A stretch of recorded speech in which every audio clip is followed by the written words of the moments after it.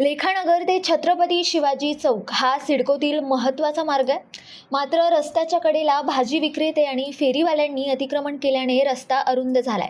त्यातच ग्राहकांची वाहने रस्त्यावर उभी राहत असल्याने दिवसभर वाहतूक कोंडी होते. रोडवर जो भाजी बाजार रस्त्यावर बसलेला आहे तो थोडासा मागे हटवून रहदारीला अडथळा निर्माण होणार नाही याची काळजी घेण्यात यावी. भाजी मार्केटमुळे भाजीला जे येणारी पब्लिक आहे तिला सरळ गाड्या उभ्या करून तिथेच उभे राहून भाजी खरेदी करतात.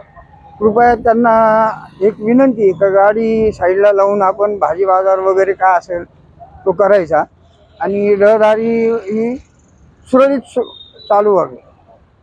स्थानिक नागरिकांनी अनेकदा तक्रारी करूनही ठोस कारवाई झालेली नसल्याचा आरोप केलाय.